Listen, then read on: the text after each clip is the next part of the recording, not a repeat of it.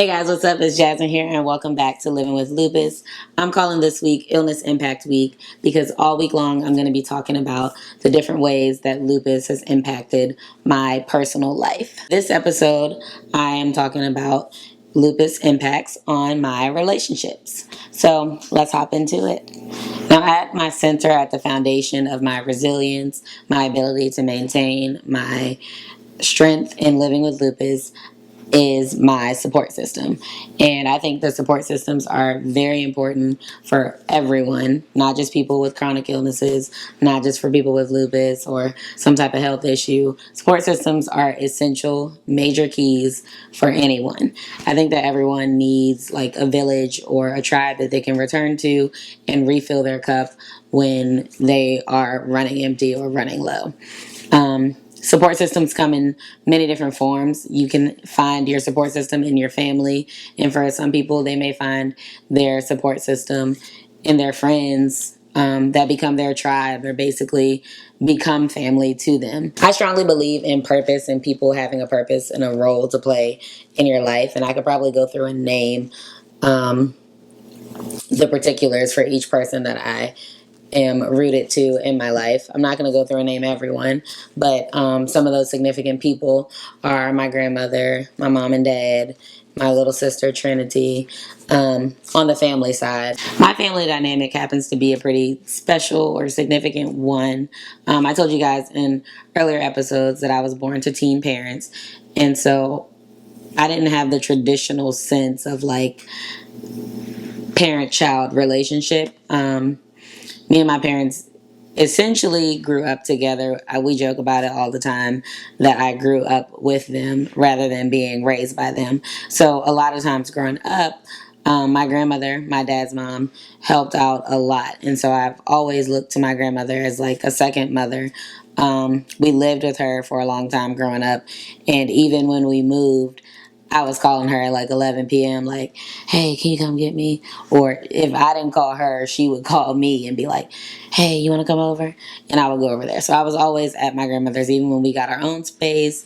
When we moved to Colorado, I remember specifically the day we moved, my grandmother followed the car as far as she could. And I remember my dad driving slow enough so that she could keep up with the car.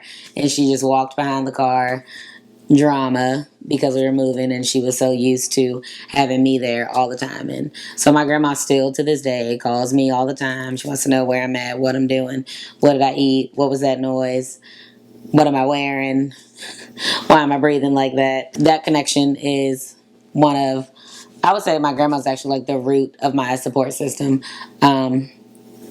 And the love that she gave to me is instilled in me. And I think it guides a lot of the ways that I show love to people or that I connect with other people. My love language, which I know is from my grandmother. I get it from my grandmother because my dad has the same love language. And then I have that love language is gift giving. So like, I love giving people gifts or I love acts of service. And I definitely get that from my grandmother. But with that being said, I still have a special connection with both of my parents as well. My dad, if you guys have ever seen my dad, I'm probably going to insert a picture of him in here. He is like my twin. We connect on like a mental level and like in feelings level, emotional level. In a lot of ways, I'm like him as far as like my imagination and my mindset and looks, of course. But yeah, I know that any crazy thing that I scheme up in my head, he's going to be down for. And anything crazy thing he schemes up in his head, I'm going to be down for. I've always been daddy's girl since I was young. Always following him around, calling him over and over again. I think I also get like my sense of humor from my dad. It's not like he's not like a jokester type, like to make jokes, but it's just a lot of our actions or like the things we say people find funny. And sometimes that's bad because like I'll be saying something serious and folks think I'm playing just because of the way I'm saying it. Like right now, right now is probably sounding like I'm playing, but I'm not. I'm serious. And my mother keeps me spiritually grounded. Um, Observing her faith and her relationship with God and her faith in my ability to persevere or my resilience has brought me a long way along my lupus journey. There have been times where, I'm ready to give up and I see her praying or she's pacing the floor and speaking life into me while I'm, being drama. And then that's just a reminder to return to that faith. And so we connect on that level as well as cutting up. A lot of my personality is her. A lot of my attitude and my character, I think, I definitely got from her, my perspective on things. Independence for sure, wanting to do things my way or do things myself, which is kind of like a mix of her and my dad, because my dad is definitely like a ask your opinion, but I'm gonna still do what I wanted to do originally anyways, but I just want to know that we have opposite opinions. Then there's my little sister Trinity. She's 15. Before she came along, I was the only child for 12 years, and it was a great time. And I had beef with her when she came along because I was like, "What's going on here? Like, who is this?" But we've gained a bond. We have a strong bond. We're both extremely silly, goofy. My grandmother is annoyed with us when we're both around each other because it's a lot of giggling. Even now, when I'm 26 and she's 15, it's just a whole bunch of giggling, carrying on all the time.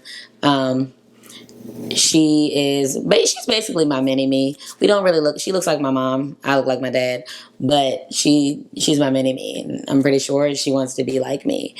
And that's a good. A gun. She's over here, by the way, and that's a great. And that's a great, accomplishment for me because I know that she looks up to me. But no, in all honesty, Trinity is not my only sibling. I also have two other siblings. So I have three younger siblings, and I'm the oldest. So I know they're all, they're watching me, they're looking up to me, but they're also my support system. Like Trinity does a lot for me. She helps with all these recordings, guys. She took all the pictures that are on my Instagram for this month. And yeah, so I mean, y'all might be looking her up in a couple years as like a director, producer, photographer, whatever she out here doing. Yeah, she's also a big part of my support system as well. So I'm blessed to have that foundation of a family support system. We have a really big family, a very involved family, semi-nosy family, but I love them to death and I wouldn't trade them for the world. And I love an analogy, and so I always give the analogy that my grandmother is like the well that like waters my life. A lot of times in my head, I'm thinking like, what would grandma think, or grandma gonna think this, or grandma gonna blah blah blah, before I make a decision or before I take actions. My grandmother is also like her strength is incredible. There are times where I have been looking super crazy. I don't even want to look at myself. Don't want to touch myself because I got all these wounds or whatever from the lupus stuff. And my grandma's like, she's gonna touch it. She doesn't care. Like she's like, you're my granddaughter. I'm gonna do what I gotta do. Just a strong person all around. Willing to give her last to anyone. Willing to do whatever it takes. She's the glue of the family, and I think that trait is also carried off on me. Like I like to do whatever I can and whatever I can. But I like to do whatever I can for my friends or my family, and I'm always the one, trying to make sure that that bond is tight, that bond is strong. So I always say my grandmother is like my well. Like I get my water from her. I get my supply from my grandmother. And then I was telling my girls the other day that my dad is my heart and my mom is my soul. Now, when I say that, my dad is my heart because I just feel like we think like we're on the same wavelength as far our heart beats the same. Like we got the same mentality, just like we connect on that level. And then as far as my mom being like my soul, she just, like I said earlier, she keeps me spiritually grounded. And we just connect without having to even say anything. Like I can give her that look, and then she gives me that look, and we'd be like, mm-hmm. So it's like just a soul connection, a spiritual connection with my mother. Now let's talk about friendship. I am very big on trust and loyalty, and I am a people reader. If I don't like your energy, I'm not gonna fool with you. That's just how I operate, and I'm even more protective of it given my situation, given my health circumstance, I'm even more protective of my space and my energy and who I allow around me. And I tell people, I use the same phrase of "you are what you eat" in my friendships and relationships, because I feel like you are a reflection of the people that you surround yourself with. I can't hang around people that have a trash persona and expect for people to think that, oh, she's not trash, that her friends are just trash. Like, no. If you're associating with those type of people, then your name is going to also be associated with their character. So I think that that is important in um, deciding who you surround yourself with, and in building your friendship circle or building your little tribe of friends. Now, in my friendships, it's important to me that I am around people that I can trust, people that are loyal, people that I can confide in, people that can be around me at my lowest of lows, when I'm bald headed with a wig off, swollen, can't walk, can't breathe, and being dramatic, because sometimes it gets real dramatic.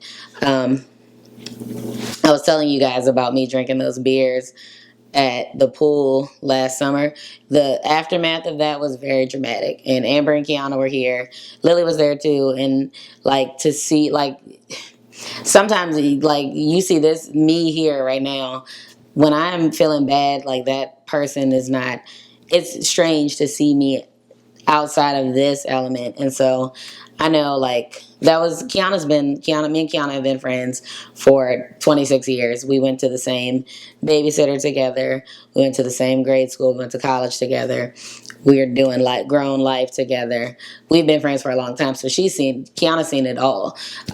Lily's seen it all as well. We've been friends since like 7th grade, so for years. But that was her first time seeing me have like a flare in person, and that was like a minor flare, honestly. But just, it's important that I have friends who can see that and still be cool with hanging out with me, and not, running around telling people like, oh, Jasmine was doing this, because that day it was a lot going on. I couldn't keep still. I was like convulsing, like pacing the floor, like moaning. It was just a lot. It was a lot. You would have thought I was in labor the way I was behaving, but I was really hurting. And so I think it's important for me to have friends that I can trust with that side of me, who will love me through those flaws.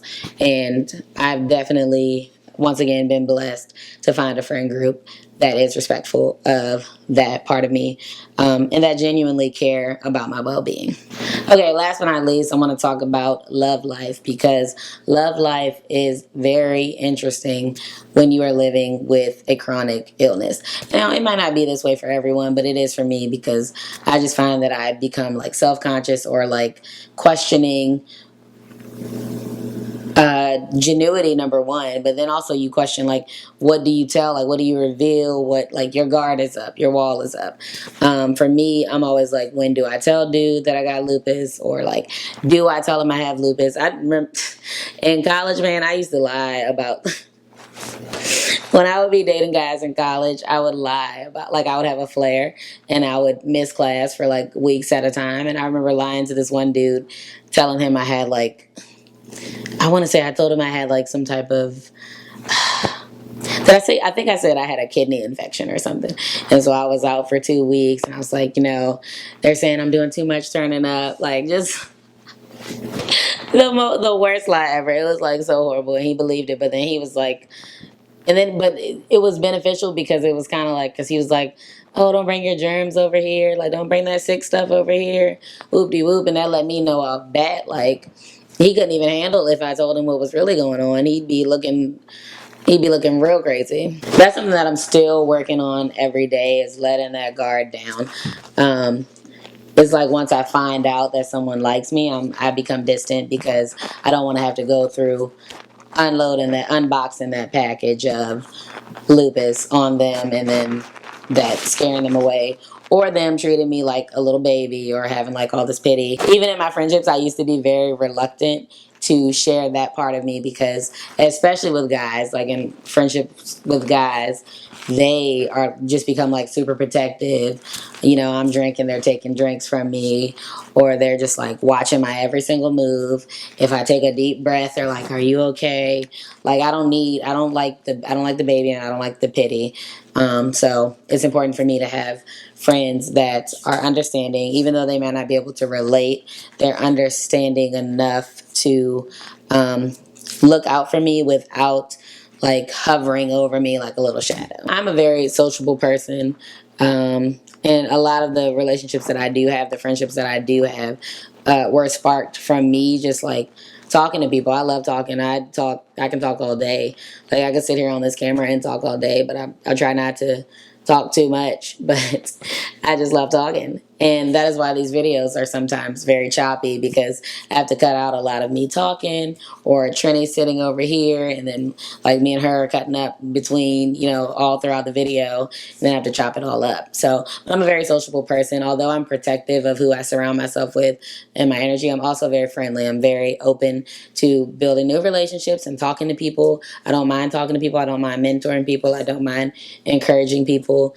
And that's one of the characteristics I know about me that will never change. I'm always going to be talking. Again, I'm super grateful and super blessed to be surrounded by such a great and strong support system in both my family and my friends. And definitely living with lupus has strengthened those areas in my life as well, because those are the people that I lean into when I feel like I'm falling over, when I feel like the world is on top of me. Those are the people that I can turn to. So thank you to all of my family and friends and all my loved ones and all of you who continue to support these videos. That is it for today's video, and I will talk to you guys on the next one. Test, test, test.